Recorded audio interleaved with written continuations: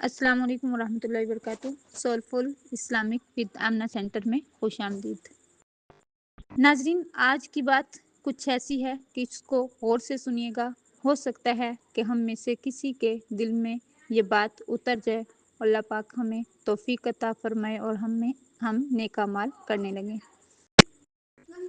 तो नाजरीन, आइए बात का आगाज़ करते हैं।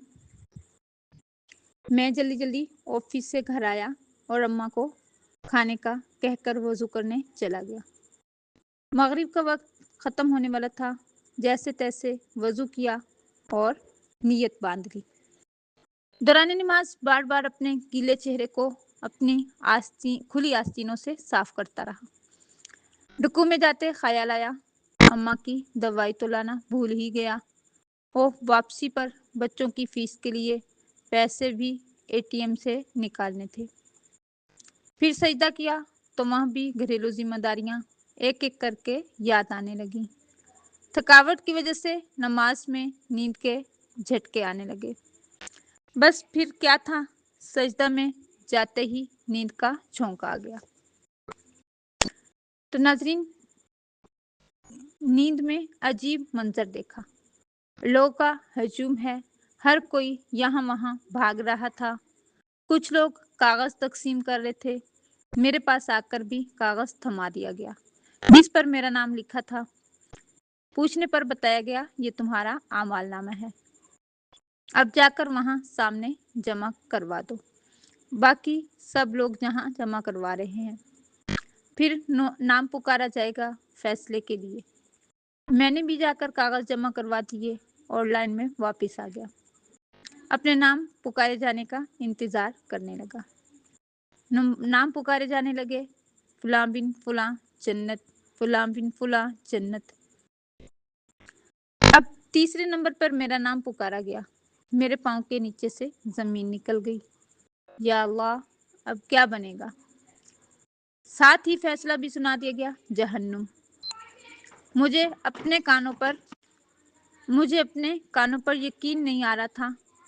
2 कद आवर लोग आए और मुझे घसीटने लगे।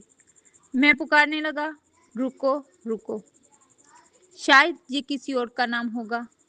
मेरा तो जन्नत वालों में आना था, मगर मुझे गुस्से से खामोश करवा दिया गया। हमारे यहाँ फैसले में गलती का इम्कान ही नहीं। मुझे जहन्नुम की तरफ घसीटा जा रहा था और मैं मदद की भीख मांग रहा था। न मैं झूठ बोलता था, न धोखा फरेब करता था, न शराब और जिना जैसे काम में मुलव्विस था। फिर जहन्नुम क्यों? मगर कोई सुनने को तैयार ही ना था। जहन्नुम की गर्मी मुझे महसूस होने लगी। अंधेरे गड्ढे में मुझे फेंकने को तैयार खड़े थे। मुझे अचानक अपनी नमाज का ख्याल आया। नमाज, नमाज, तुम कहाँ हो? नमाज भी खामोश थी। जहन्नुम की आग के शोले मुझसे लिपटने को बेचैन हो रहे थे और मुझे जहन्नुम में धक्का दे दिया गया। मुझे जैसे ही धक्का दिया, एक सफेद बुजुर्ग ने फौरन मेरा हाथ थाम लिया और मुझे जहन्नुम से बाहर खींचते हुए निकाला।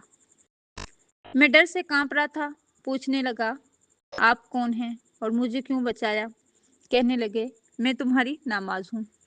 मैं गुस्से से चिल्लाया, अब आ रहे हो जब मैं जहन्नुम में डालने जा रहा था।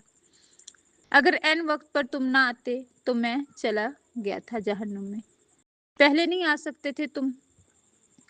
बुजुर्ग कहने लगे, जैसे तुम मुझे ताखीर से पढ़ते थे, कभी वक्त पर नहीं पढ़ा, वैसे ही मैं भी ताखीर से आया हूँ। कभी तुमने मुझे वक्त पर पढ़ा ही नहीं तो मैं वक्त पर कैसे आता? मैं उखड़ी उखड़ी सांस अब कदरे बेहाल होने लगी। मेरी माँ ने आकर मुझे सजदे में हिलाया तो मेरी आंख खुली। माँ ने बोला, बेटा खैर है, तुम नमाज नमाज पुकार रहे थे सजदे में। मैं हैरत से खुद को टटोलने लगा कि मैं जिंदा हूँ। पसीने से शराबूर माँ के हाथों को चूमने लगा। अल्लाह का शुक्र अदा करने लगा जैसे दोबारा नई जिंदगी मिली हो। और मैंने पुख्ता इरादा किया कि आइंदा नमाज में कभी सुस्ती नहीं करूँगा। अब मैं जहाँ कहीं भी जाता हूँ तो वहाँ भी नमाज की फिक्र रहती है। कान हर वक्त आजान सुनने को तैयार रहते हैं। अब मैं लेट नहीं होना चाहता नमाज में। दोस्तों, चाहे दुनिया के किसी कोने में ही क्यों ना हो, कितने ही मसरूफ क्यों ना हो, ज़मीन यहाँ से वहाँ ही क्यों ना कर दी जाए, बस ये याद रखना कि नमाज अपने वक्त पर अदा करना ना भूलना। इसी तरह हदीस पाक में भी है, नमाज जन्नत की कुंजी है। तो नमाज अगर हमारी नहीं है तो हमें जन्नत की टिकट नहीं मिलने वाली। अगर नमाज हमारी पूरी निकल आई तो अल्लाह ताला हमें जन्नत में दाखिल करेंगे। अगर नमाज में किसी तरह की भी कोई कमी रह गई तो हमारे बाकी जितने भी अमाल होंगे वो सब ज़ाया जाएंगे। नमाज ही जन्नत में ले जाने वाली है।